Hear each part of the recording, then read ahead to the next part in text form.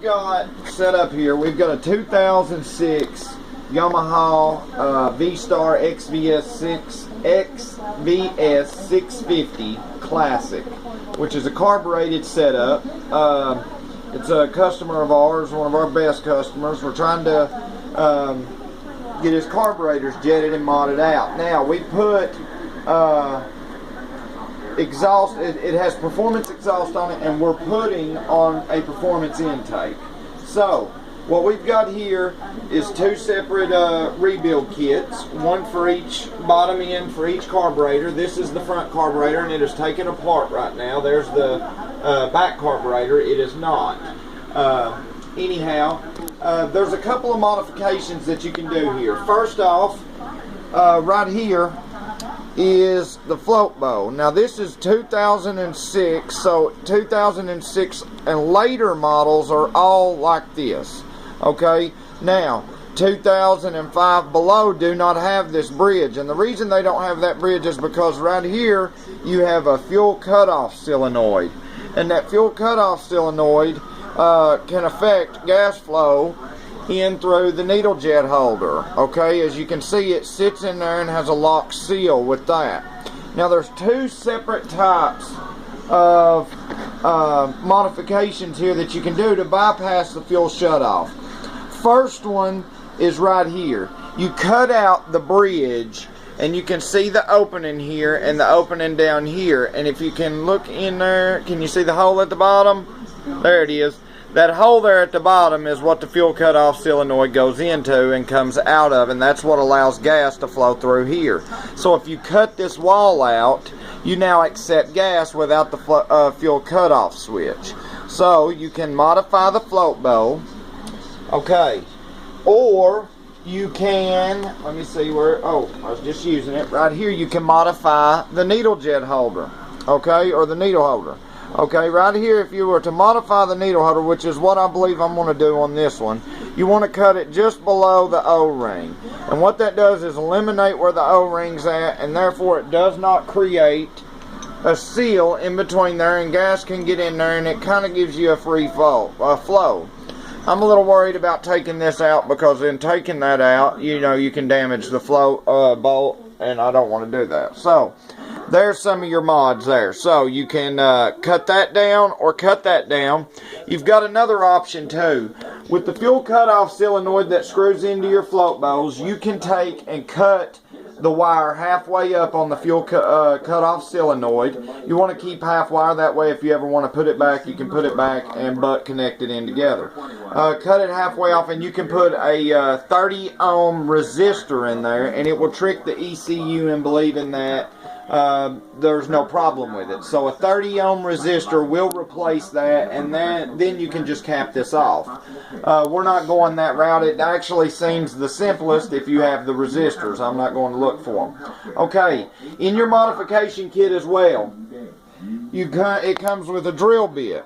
Now this one, as you can see, has two holes already in it. Now what these holes do in this slide is allow the vacuum, whenever you get into your throttle, to pick this up easier. It takes less vacuum to do so with the holes. The tighter that it is, the harder it is to pull up. So what you can do, some of these doesn't have two holes, some of them only have one, so you can add a hole to it with the drill bit that they send you in the kit. Now we got our kit from Six Sigma Racing. This kit comes, as you can see there, the screwdriver. You got stage 2 and 3 jets there. Now it says it's stages 1 through 3. Well, with the stage 2 jet and without making this slide hole modification, you're at a stage 1. So anyhow, you've got the slide hole modification that you can make in here, and then the kit also comes with extensions. Now this isn't fully assembled, okay? And the way that it goes is these are your extensions. That's what they look like. They're little washers. They're in your kit there, and you can make modifications to how far your needle actually goes down and goes up. And that way, with more backed off away from your spring and away from the slide, you're going to get more fuel flow as it comes out. All right, and that's pretty much what you got to do on this modification to make your your jet kit and your performance mods work. Now, you don't have to do all of these.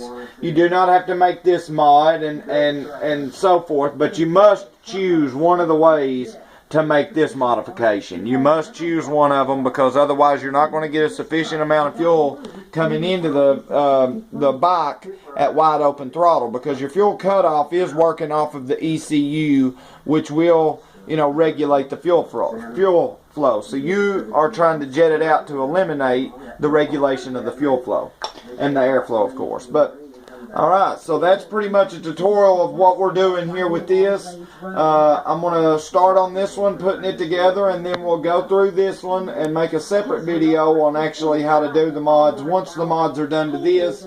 And that one, I'll show you what the mods look like once they're done and putting it back together. And, synchronizing these things are fairly easy. You can make a synchronizer tool.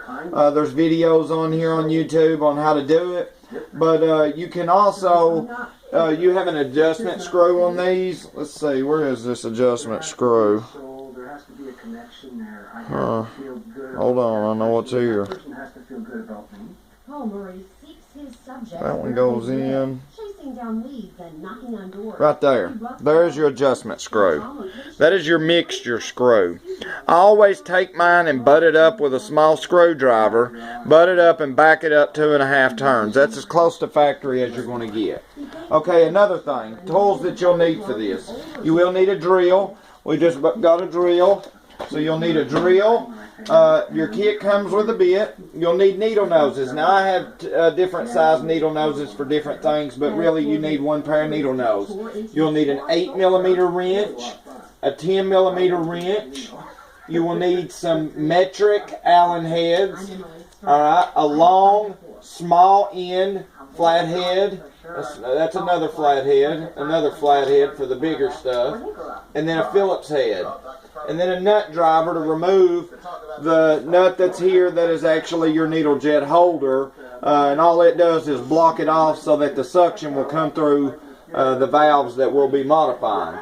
And that's pretty much your tools. And an O-ring, I have an O-ring puller. Some people can do it with their fingernails. Pull the O-rings off because you're going to have to change the O-rings. But that's pretty much your basics on what you have to do to your carburetor and to the kit to even jet mod it out. So we'll make another video once the mods that I decide on are done, and I'll show you how to put it back together.